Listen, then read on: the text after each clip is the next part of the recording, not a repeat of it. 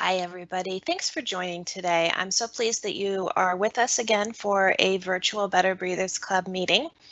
And my name is Bev Stewart. I am the National Senior Director for the American Lung Association. I'm going to start with just a couple quick updates and announcements before we jump into the program. So if you could hit the next slide.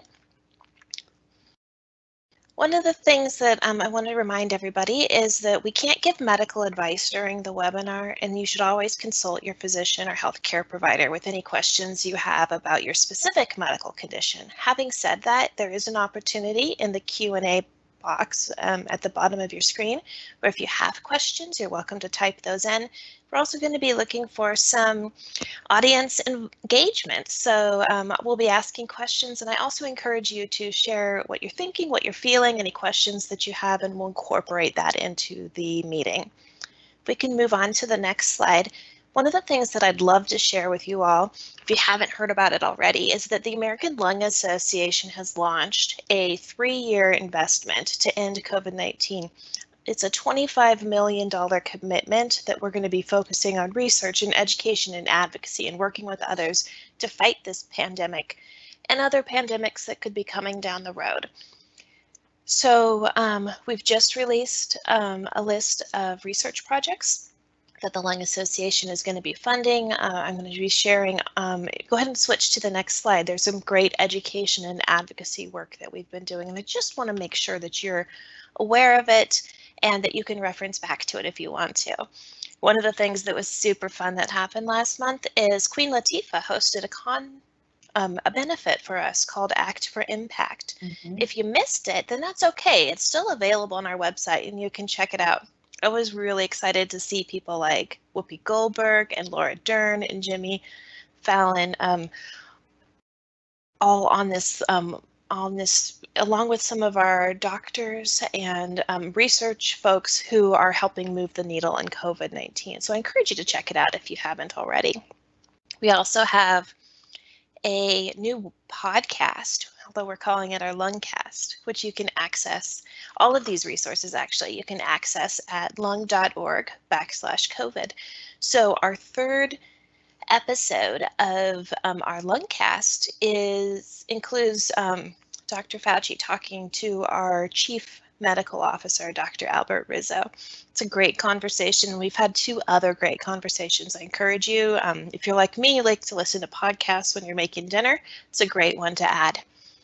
We've added a lot of resources as well, and that's what I'm referencing at the bottom of this slide. Handouts, materials about what's happening with the Lung Association, what's happening with research, and just things you really need to know about COVID-19. So I do encourage you to check that out. If we can jump to the next slide.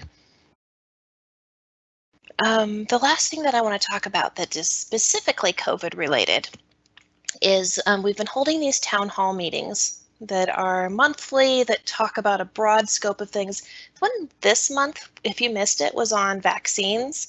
Might have been my favorite one. I thought it was super impactful. So if you missed it, there's a recording on our website and you can check it out. But I'm also really excited about the next 2 that are coming up. We have one in 2 weeks, 2 weeks from today, actually, that's going to be focusing on COVID recovery and talking about lingering symptoms that people are still experiencing because of COVID-19. And then in the month, we're going to be talking about disparities in COVID-19, what we can all do collectively to reduce these and move forward in a more just way. Encourage you to join these in person if you're not in person, sorry, at the time that's designated if you're able to, but they're also available on demand, which means you can register for them and then watch the link when it's convenient to you. So moving on from that, we can go to the next slide. And this is really more gearing us up for the conversation that we're going to be having today, which is all about air. We're going to be talking about mindfulness and breathing in masks, but we're also going to be talking about natural disasters, how they affect our lungs, and what we can do to be prepared. And it's always timely, but it's especially timely now because the Clean Air Act is marking its 50th anniversary, and so the Lung Association has a new Stand Up for Clean Air initiative. We're really trying to drive home how important air quality is, and there's things that you can do to be part of this movement. On our website, you can take a pledge, which is saying that you're going to do something to help protect the air. You can share your clean air story. It's really important that we put faces to our campaigns. So I would encourage you to check out some other people's stories, and then maybe think about if there's a story that you'd like to share as well. And then finally, if you'd like to engage with us even further on this topic, we have an entire activist toolkit, and we could really use your help in this super important project. But now I'm going to take a break from that and move on to the next slide, where I am going to just quickly reminder what it is that we're going to be covering today. We're going to be practicing mindfulness and breathing easier while using a face mask, which I'm very excited to be able to share with you all. Reviewing climate change and respiratory health emergency preparedness. There's going to be an opportunity for discussion and sharing, and then we'll jump into the next meeting. So if we want to get to the next slide, and actually I'm going to pull up my my first patient panel audience member, my dear friend Glenna. And Glenna, could you share with the group, how are you feeling today? Where are you from? Just kind of give a quick intro of yourself.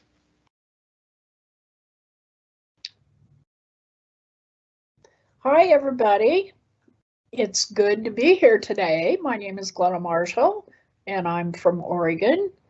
Like everybody else, I am really getting COVID weary. But today is a good day here in Portland because the sun's out. And sessions like this always give me hope and connection with everybody. I know everybody's experiencing the same thing, but we'll get through this day by day. Thanks, Glenna. I appreciate it. And Karen, could you introduce yourself?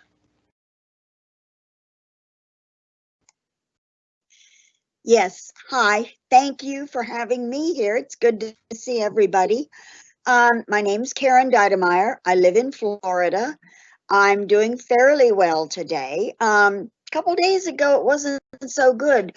We had a fire, a muck fire burning a couple miles from me. And I honestly don't know how y'all who live in the Northeastern or in California, I don't know how you breathe with fires. I've really had some tough breathing days.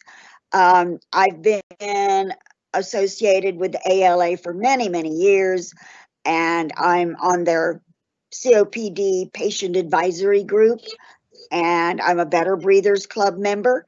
And I'm just very happy to be here and to share and to learn some ways of dealing with wearing a mask.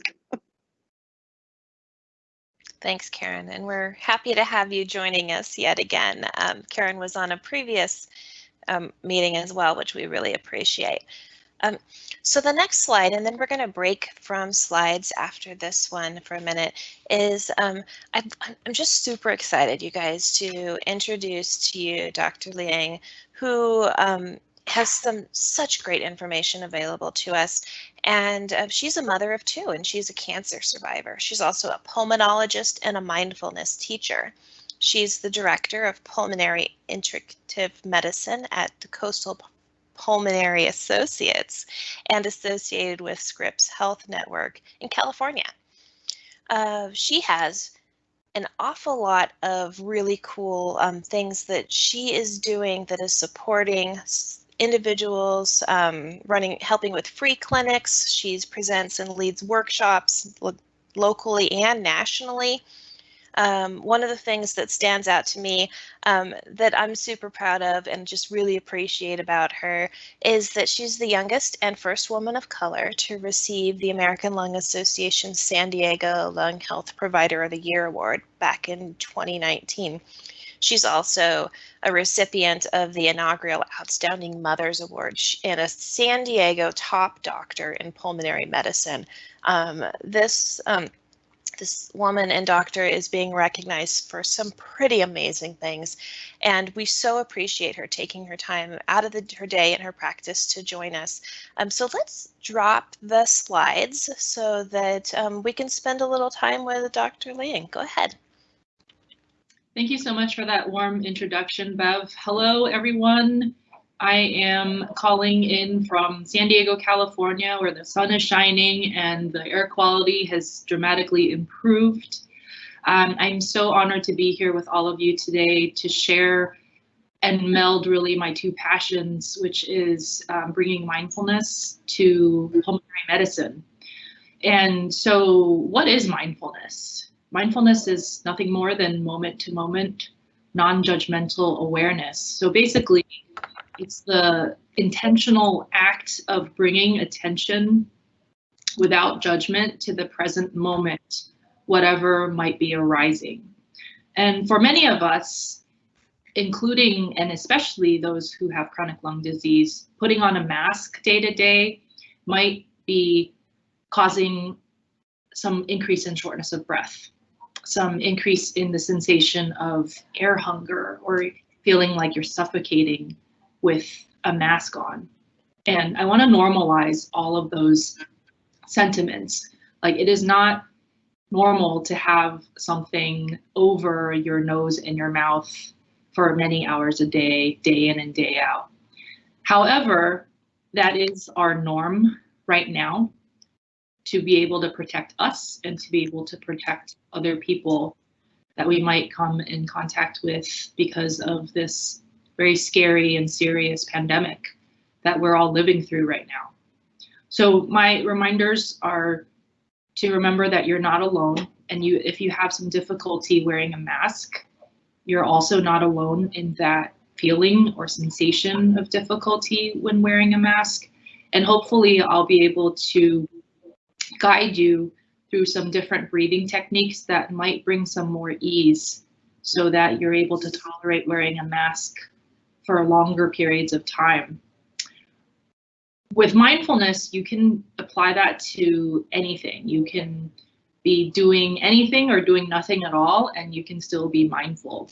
So a lot of people receive training in it to apply it as a tool for when they're meeting increased situations of stress and discomfort and even pain, because it was originally mindfulness-based stress reduction. The course was originally developed for chronic pain patients back in 1979 by John Kabat-Zinn at University of Massachusetts School of Medicine.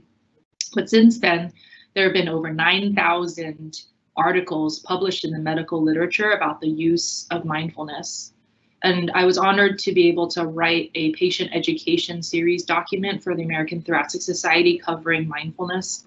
And just a really brief snippet about using mindfulness tools in patients with chronic lung disease.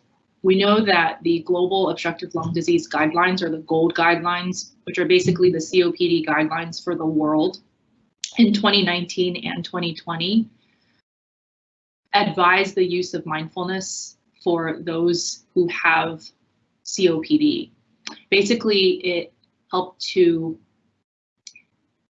empower patients to be able to have better quality of life and improve the sensation of shortness of breath, as well as improvement in fatigue levels. In asthma, there have been a few studies also looking at that. And for patients who have asthma, where stress and anxiety are really tied into asthma symptoms, and I would dare say also stress and anxiety are tied into a lot of respiratory symptoms in general, not just for those who have asthma. There were increases in quality of life, especially asthma-related quality of life, which is a standardized metric that's used, as well as reductions in stress and reductions in depression symptoms. Anxiety and depression run rampant. It's a known comorbid factor, or basically known mental health process that happens more frequently in patients who have chronic lung disease. And we also know that depression is an independent risk factor for having exacerbations of COPD or episodes of bronchitis that might bring someone with COPD into the hospital. So we know in the medical literature that anxiety and depression symptoms are significantly reduced with the practice of mindfulness. Also with lung cancer and organ transplantation, there have been some good positive results there. particularly also with the caregivers of patients who are undergoing lung cancer treatment and lung transplantation. So with that kind of knowledge-based background of how mindfulness is helpful for people with chronic lung disease, I want to get a little bit more into the actual practice of mindfulness. Oftentimes there's a focus of attention, and oftentimes it's the breath. But the breath might actually become more triggering or basically more anxiety provoking for people, especially if there's chronic lung disease. And the intention here is always with self-compassion. So if you notice that as I'm guiding you through this mindful masking practice, if you're noticing that you are going into a very severe anxiety or stress spiral, that is definitely not the intent, and you can go ahead and be self-compassionate and remove the mask. This is simply just another option for you to see if it might help you tolerate wearing a mask better, and perhaps even starting to help you learn how to embody a present moment awareness, which we know has been shown to help physiologically from brain data that shows significant improvements in changes in the brain that upregulate sites of empathy and compassion and bring down the alarm system setting for us with downregulating fight or flight responses located in a part of the brain called the amygdala. So without further ado, I'd like to welcome you to go grab your mask if you don't already have one, and to just place it in your hand, just like so. And to yourself, I invite you to name what you see. So like, are you able to describe the mask just as it is that you're holding in the palm of your hand? Like, what do you actually see? So for me, my mask is white. I can see the texture of the cloth fabric. I can see the ear straps. I can see the shape of it, the little indentations of where the folds are of the mask. So noticing and saying to yourself, maybe quietly, what do you notice about just using your eyes to see this mask?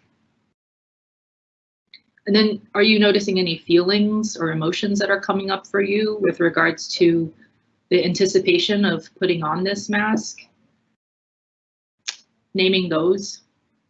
Is there some excitement or a sense of mystery or a little bit of anxiety because you're not sure how putting on this mask in a mindful way is going to feel to you?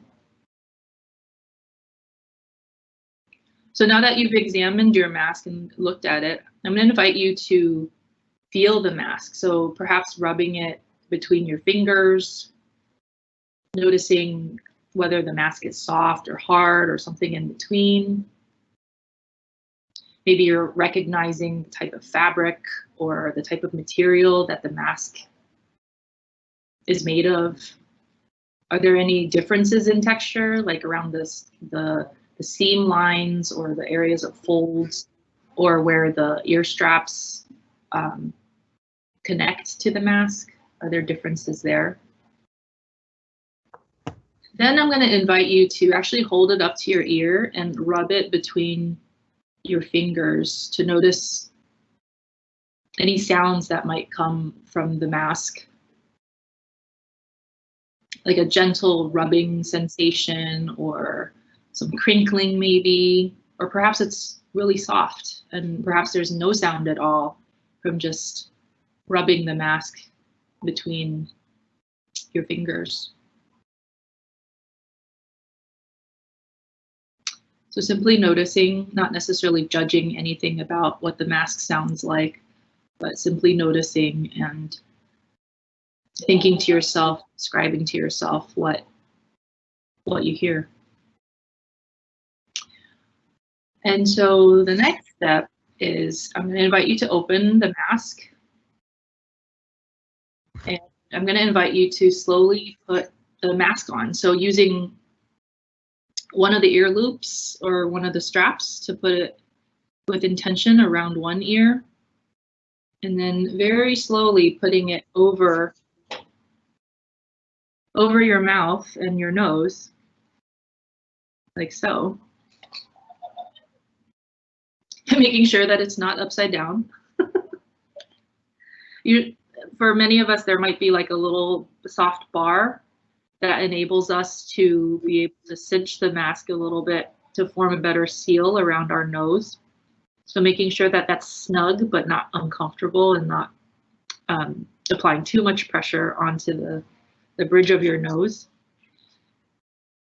And then next, I'm going to invite you to just simply smell the mask, because the mask is now atop your face. Are you noticing any smells from the mask, like the detergents or soaps that were used previously to wash this mask? Or maybe you're noticing the different aromas of whatever the mask is made of. Like, does your mask smell like cloth or paper? Like, what do you notice about the mask smells? And then as you're ready, I'm going to invite you to simply breathe as you normally would breathe, in and out through your nose. It's ideal to breathe through your nose as much as possible, because this way we can take advantage of our filtration systems that are inherently built into our sinuses, the nose hairs. Our nose acts as a filter for keeping out viruses and bacteria and pollutants, dust, pollen particles from our lungs.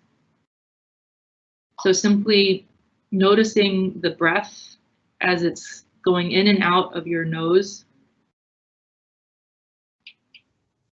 And you might want to close your eyes or lower your gaze a few inches in front of you so that you can really focus on the sensations of your breath at the nostrils.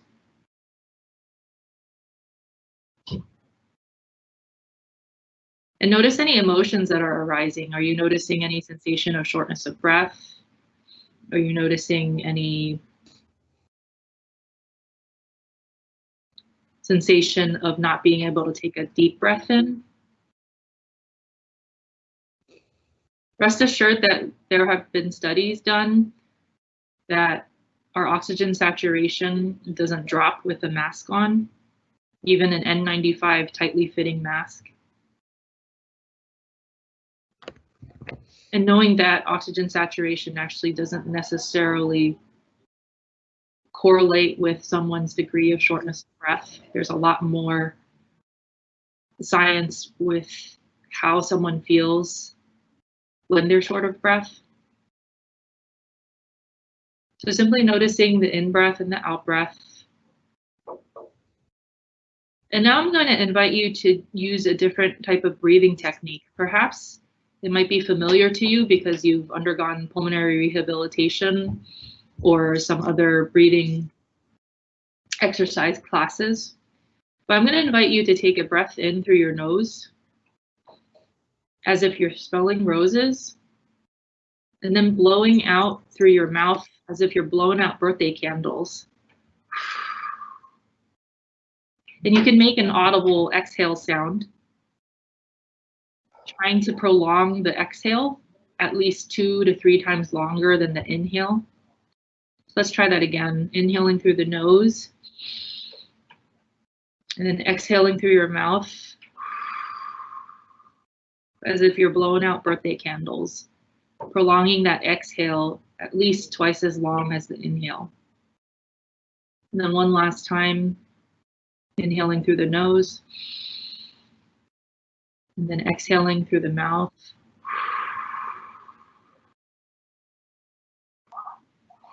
Prolonging that exhale. And coming back into a regular, normal, usual breathing pattern for you, where you're breathing through your nostrils, in and out.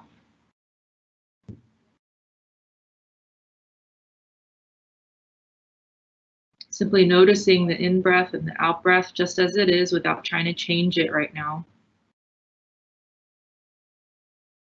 Can you notice any body sensations that are arising after those 3 deep, mindful, masked breaths?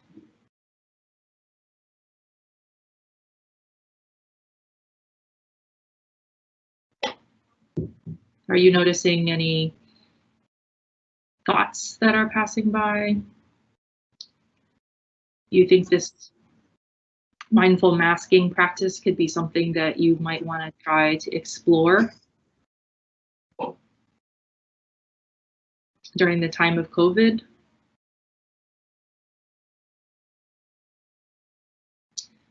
Do you find some difficulty still, despite doing this mindful masking practice with breathing through the mask?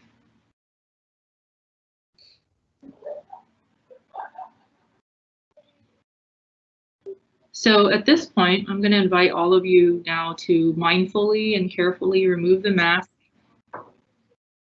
folding it in half so that the insides touch each other and you're keeping the outside on the outside and putting it somewhere clean.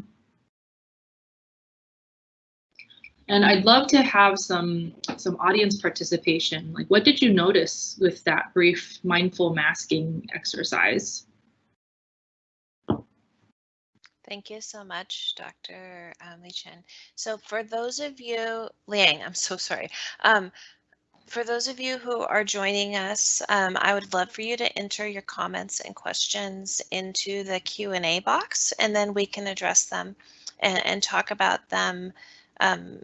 But for now, let me move to Glenna, and she can share any thoughts she had with this exercise. Well, one of the challenges I have had is with wearing a mask was I become aware, you know, when I'm walking that I'm the mask is going in and out, I think because I'm breathing through my mouth. So the doctor's suggestions on exercises, that I think is really going to be helpful to me. And it's just a matter now of just putting it in practice. Awesome. Thanks, Glenna. And Karen, any thoughts or comments, questions for Dr. Liang? I do, and thank you. That was helpful. I do pursed lip breathing just automatically. So when I tried to breathe in through my nose and out through my nose, I found that very difficult to do because I don't do that. But the pursed lip breathing is definitely, you know, the way to do it. But I have a problem, and maybe Glenna does too. My glasses fog up if I'm outside, not in the house because I don't wear the mask in the house. But if I'm outside, and it depends on the weather, I guess. Some days it fogs up terribly, some days it doesn't. And I feel as if I'm constantly having to, you know, adjust my glasses, and I don't really want to use the mask, but I don't know what to do. I can't see with them all fogged up. And then the other issue I have is with wearing a cannula because I use oxygen nocturnally and for exertion and at altitude. So if I am walking and I've got my cannula on and I'm trying to put the mask on, I'm constantly touching my face and adjusting the cannula. And I need suggestions for how to solve both of those, please. Sure, absolutely. Karen, thank you so much for bringing up such important points. So with regards to cannula and mask wearing, my recommendation is if you're not allergic to it, you can get some like first aid tape to actually tape the nasal cannula in place around like the cheekbone area. And then when you have your mask, part of it is the fit of the mask, right? So we're exposed to all these different types of masks. Be curious about what masks you like in terms of like what fabric or paper material the masks are made of. And it might be that for walking, you're going to prefer one mask over when you're just going to the grocery store, for instance. I also, for those who wear glasses, I also highly recommend having a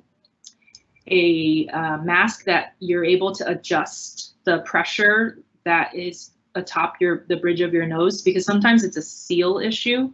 So if you're able to seal the interface between your face, your nose, and the mask, sometimes that's going to prevent some of the vapor from fogging up your masks. There are also safety goggles that are sold that actually compartmentalize the bottom of your glasses. So there's almost like a shelf at the bottom of your glasses. So these safety goggles you can wear on top of your glasses, and then there's actually a separate compartment for the glasses themselves that is independent and not connected at all to the mask or the nose or mouth area at all. So sometimes it's just a matter of being mindful of the seal, and then if there's any ways that you can separate the eyes and the glasses from being in too much proximity with the mask. So hopefully that's helpful. And then looking at the chat, a couple comments about the heat of the exhale. So know that absolutely the mask is going to trap a little bit of heat. And so yes, absolutely, wearing a mask could be helpful when walking in cold air, particularly if cold air is a trigger for increasing shortness of breath or even wheezing. I know some of my patients have cold air as a trigger for their asthma symptoms. And then starting to feel overheated during exhaling. So you can prolong the exhale even longer, so that you're kind of rationing your exhale breath in smaller quantities, as opposed to like a whoosh of the exhale, and seeing if that might decrease that sensation of being overheated. And the other thing also, again, is to be curious about different types of masks, because the type of mask that you're wearing now might be trapping in a bit more of the exhaled breath versus a mask that might be a little bit thinner. So it really depends on your comfort level. The other thing also is to know that when you exhale into the mask, you're going to expect a little bit of heat, and that heat is from your own body heat.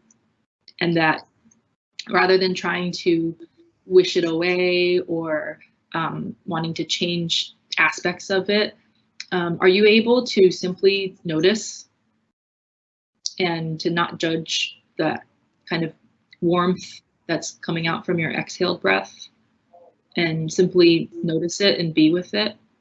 And that's where the mindfulness comes in, is this non-judgmental moment-to-moment awareness. Because that exhaled breath and that heat, unless it like triggers worsening respiratory symptoms, that kind of warmth on the exhale breath isn't going to be harmful for you. So applying mindfulness in all aspects of this mindful masking practice. And then it can be extended even beyond that to when you aren't masking and you have difficulty breathing. You can also use that pursed lip breathing technique, but bringing a mindful lens to it, where you're simply noticing on purpose to the breath without any judgment, and seeing what happens and seeing what arises. Awesome, thank you. If there are other comments, thoughts about masks, feel free, or mask wearing or mindfulness, feel free to enter those into the Q&A, and we'll try to get those answered for you, at least at the end of the webcast.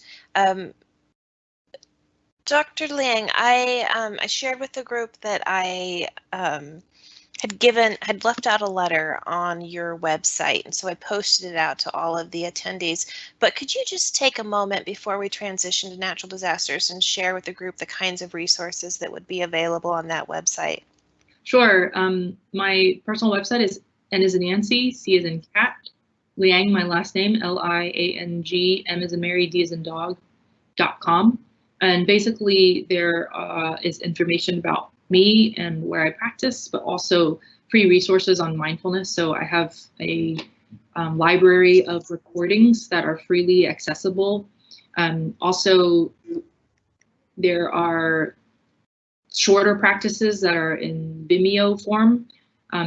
Specifically, I made those for healthcare professionals, but really any one of those videos are applicable to the general public. So I highly encourage you to check some of those practices out, because mindfulness can be applied to doing anything or nothing at all, and it's a skill that everyone can develop to apply to their own day-to-day lives.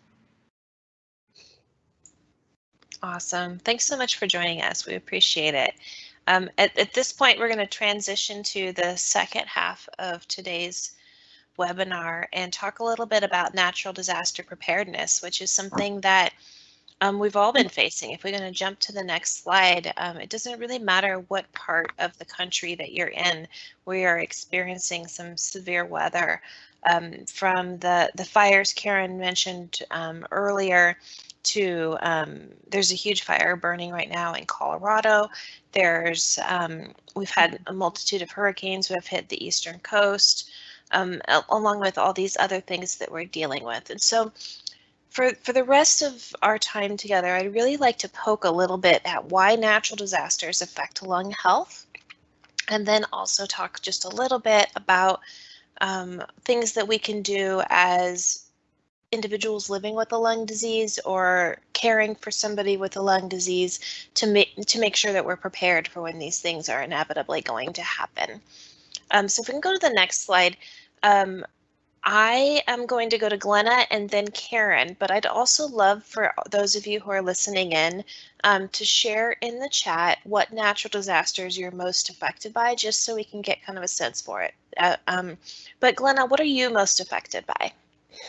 Well, for us in the Pacific Northwest, and especially in Portland, I think we've always felt we were immune to some of the major disasters, natural disasters that happen around the country, and that all we really needed to be prepared for was earthquakes. Unfortunately, the last 2 years in Portland, we had a rude awakening with all the forest fires. And I live in a populated area in Portland, but the smoke from the fires moved over, and for several days, Portland had the worst air quality of any place on the planet. And it's bad enough when you have to stay home because of COVID and limit your activities. But in September, it was a very dismal 7 to 10 days for all of us, and especially those that are living with limited lung function. And it was a real eye-opener to what's going on, and how to plan and prepare in the future, because this is just the beginning. Pretty remarkable. Right. Absolutely. Thanks, Glenna. I appreciate it. And Karen, looking at our other coast, what natural disasters are you most affected by? Pretty much hurricanes.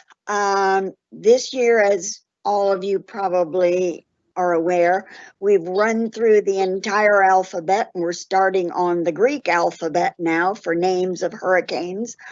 I have to say I am quite grateful. I live on the East Coast, And so although we've gotten some, wild thunderstorms, a lot of wind, a lot of rain, we have not gotten a direct hit. And I'm knocking on wood when I say that. We haven't gotten a direct hit this year. I have been in direct hits in past years with hurricanes. One good thing about a hurricane is you do have some warning. It can change course at the last minute, but you still know something is coming. With fires, yeah, things are burning, but the wind can change direction. And oh my gosh, Glenna, I couldn't imagine living with the fire and the smoke. Just a couple of days of the fire that was burning a couple miles from me was more than enough. And we have had fires in Florida, but quite a few years ago. So it's mainly hurricanes. Thanks, Karen. Okay, so let's jump to the next slide and talk just a little bit about, no matter what the natural disaster is, what's going on.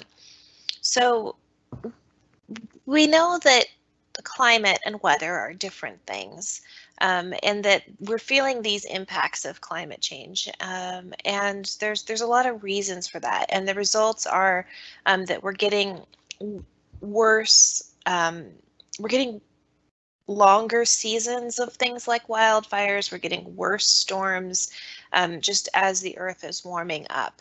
And so if you want to go to the next slide, what I'd really like to focus on with this group, and this is an interesting image that kind of reinforces what Glenna was saying. This is Seattle, so not Portland where Glenna lives, but a great image, not great as in good, but a great demonstrative image of the kind of smoke that was blanketing the West Coast last month.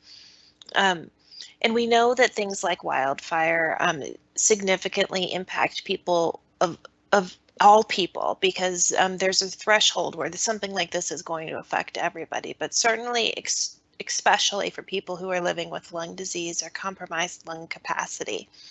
And so these are things that we've known and things that we're learning more about.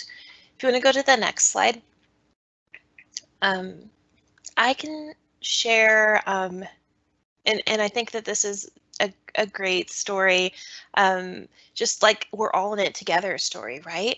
Because these are pictures in Pennsylvania.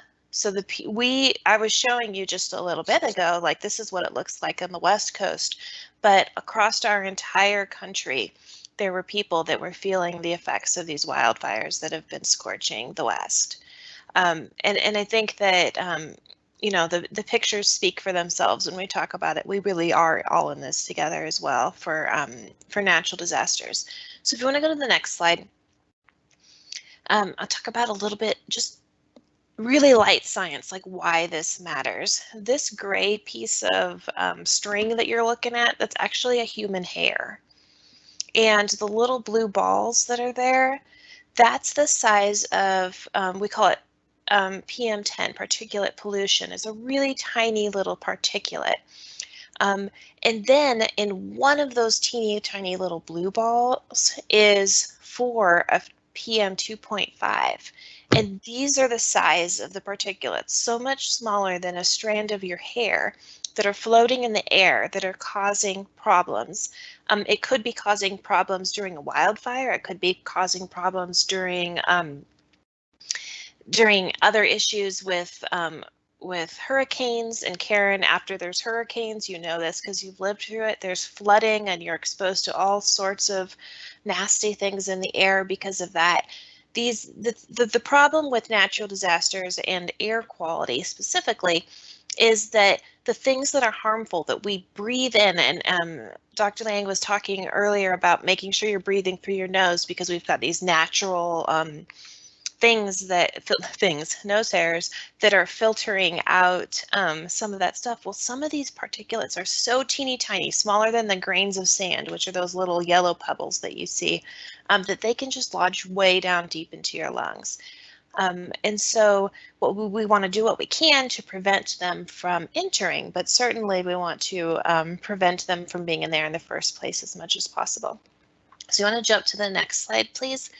And we can talk about just the variety of things that happen when our lungs are exposed to those teeny tiny particles. And we look at air quality in a lot of different ways and air pollution, but two of the things that the Lung Association measures and reports on through our State of the Air report yearly is ozone pollution and particle pollution. And so you can see from the document that's being shared right here that there are real and actual lung and overall health detriments to being exposed to these things, anything from developing lung cancer to having symptoms such as wheezing and coughing or shortness of breath, being susceptible to infections is something that we're certainly looking at because especially with the COVID pandemic going on, premature death. So many different things can be affected by the air quality that we're breathing. So if we want to jump to the next section, we've got a lot of resources on our website, and one of them I'd love to show you guys. I'm going to stop talking for just a second.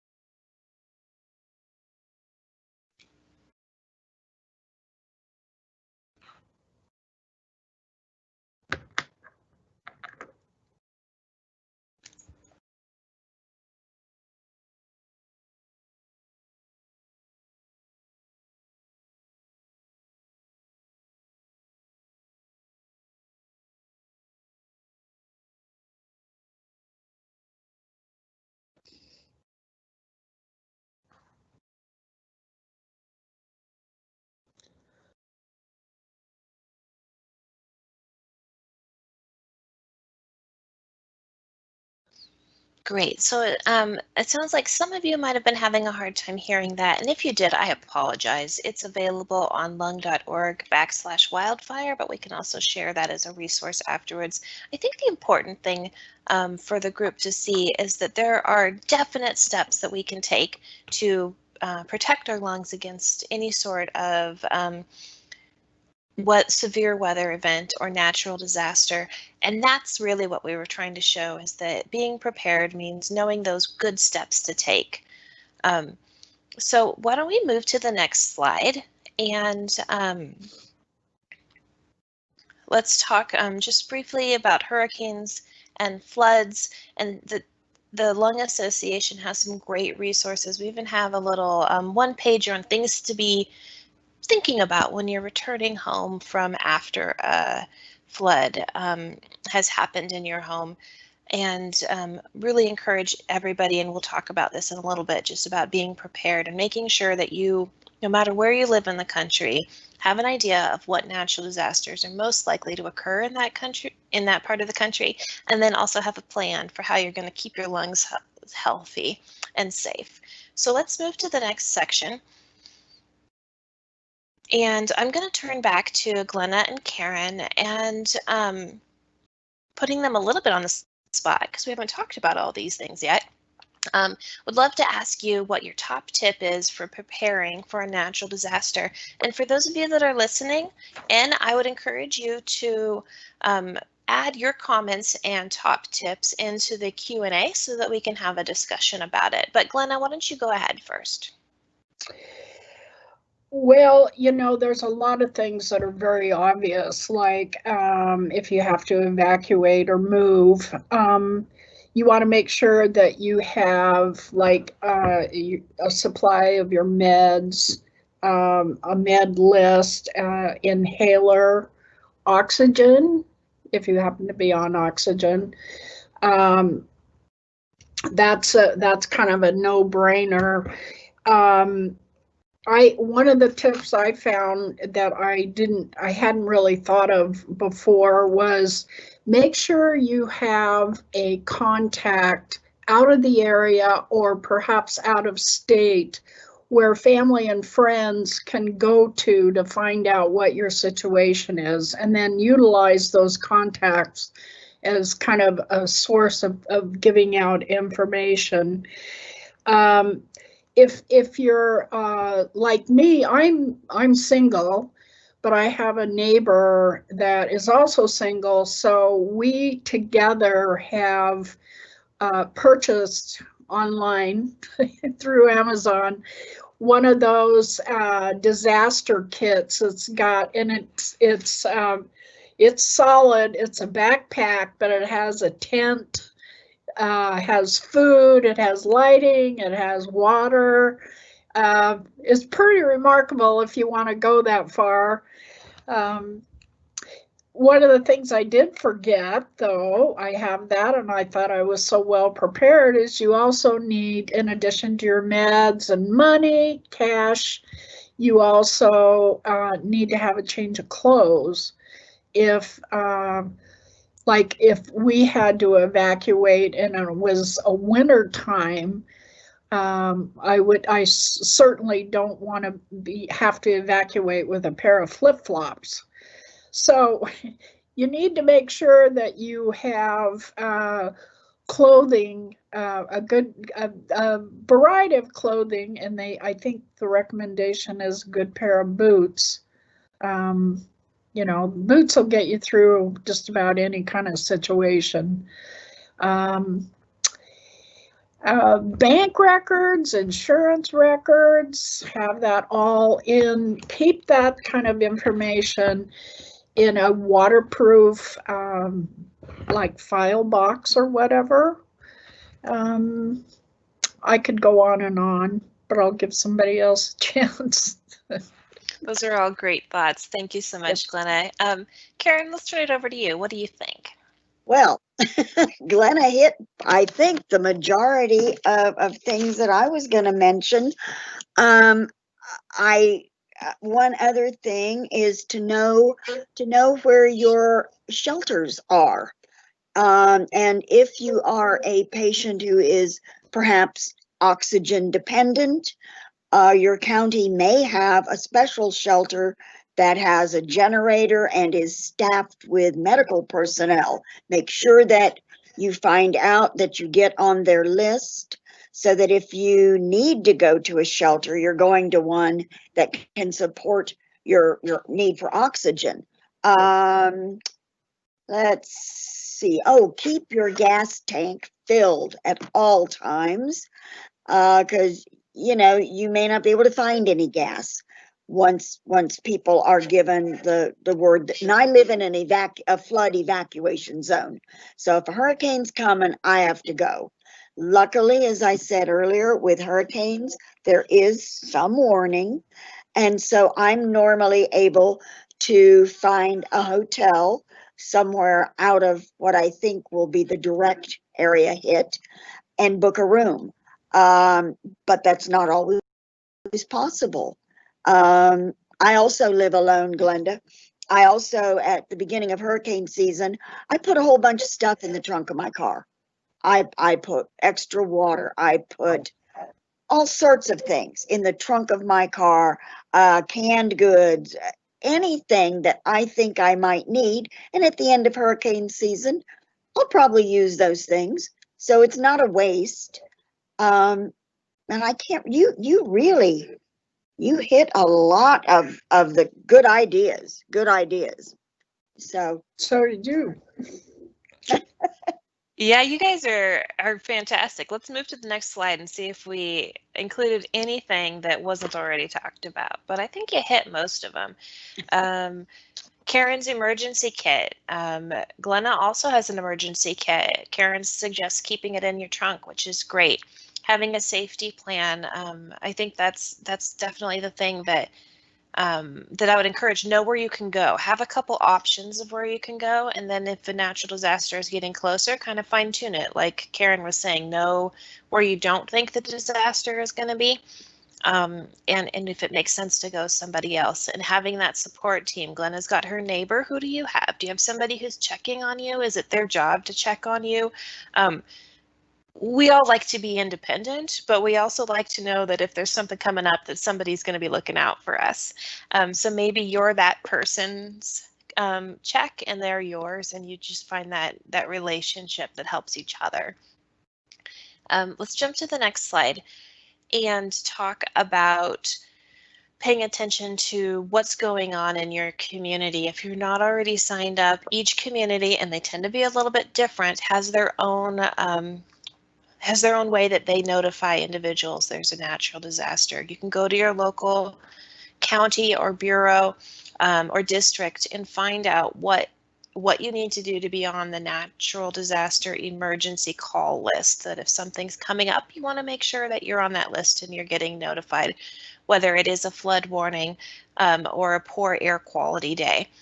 The airnow.gov document that is listed here measures air quality based on how hazardous it is, and individuals who have a chronic lung disease like asthma or COPD or anything else, that's that orange barrier right there, unhealthy for sensitive groups. So if you have a lung disease, that's where if the level of air pollution outside is at that orange or higher level, then we're encouraging you to take steps to protect your lung health. And it certainly, as Glenna mentions, that was a problem last month. So let's move to the next section and talk just briefly about, oh, you know what, I feel like we kind of already talked about this, the different things that we want to put in your car.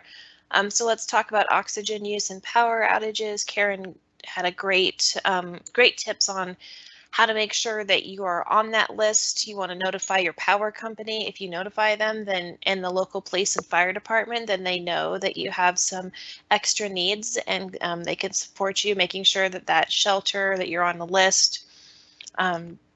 Make sure you have a plan for transportation. Who's going to help you out if you need help? It's always feels better going into any disaster or emergency to know what the plan is. Even if the plan has to change, at least you're not starting from scratch. So let's jump to the next slide. You know, we can't talk about natural disasters and the power going out without just reminding everybody of some really important safety concerns.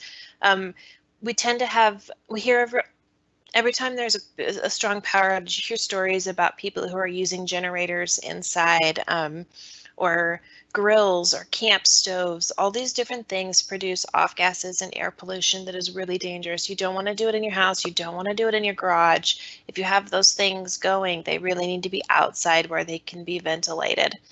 You want to make sure that where you're living has a carbon monoxide detector, and that you're changing those batteries just like you do for your smoke detectors. Super important. So moving on to the next slide, please. And this is a little bit, I was kind of leading up to returning home. Smelling gas, which smells like rotten eggs. They do that on purpose. They don't want it to smell good. They want you to be aware of it. Is a great reminder to leave immediately. But you want to make sure that you know where those electric circuits are, where your gas is, where your water is, that those things are turned off, and that it's safe before you're returning home. There's individuals who have chronic lung disease, like many of you who are listening right now. It might be better if you're not. It would be better if you're not the person who's doing that cleanup. You've already got compromised lungs. Are there other individuals, family, friends, contractors, folks who don't have such sensitive hypersensitive lungs to be helping with that initial work.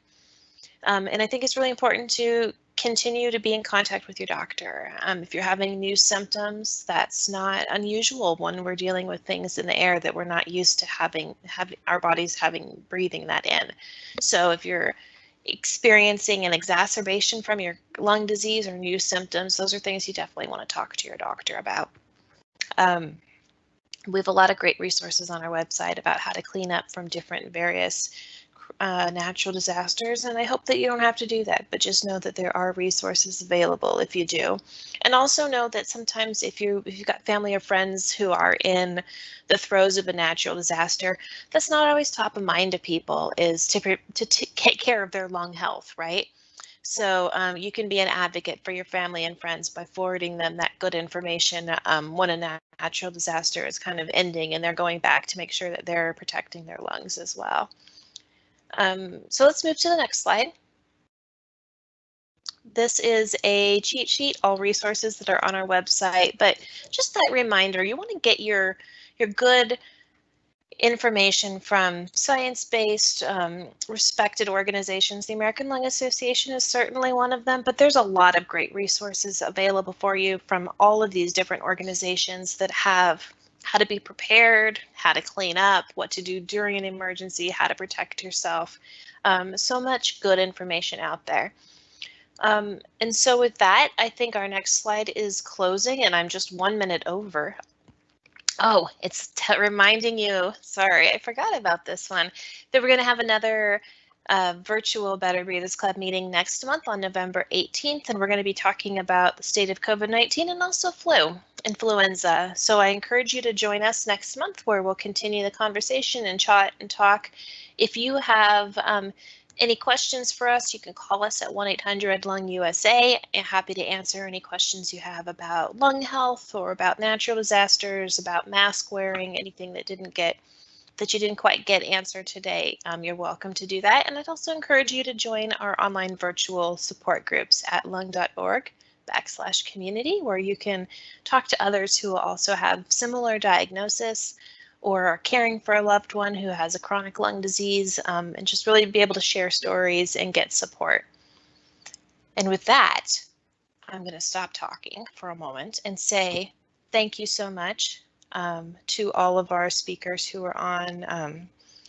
Thanks for talking about mindful mask breathing with us. Thanks for talking about natural disaster preparedness with us. And thanks for just prioritizing lung health today with us at the American Lung Association. We really appreciate it. Any final words from any of our guests on the call? This has been really, really helpful, and I hope the audience got something from this today. I enjoyed participating. Thanks so much, Glenna. Yeah, I enjoyed it as well. I enjoyed meeting the doctor. I was in San Diego in February at an ALA, ACRC, Airways Clinical Research Centers meeting. Were you at that meeting in San Diego? It was in February. I don't think so, but I am part of the American Lung Association Mission Committee. So yeah, on monthly meetings. Well, this was a wonderful meeting, and Bev, thank you so much. You did a great job, and it was great to meet you, Glenna. Thank you. Likewise. And thank you, Dr. Liang. It was great to have you with us as well. All right, you guys, take care of yourselves. Wear a mask. Stay home as much as possible. Wash your hands. Social distance. Get your flu shot. We're going to get through this together, and we'll talk next month. Bye, everybody. Bye-bye. Thank you.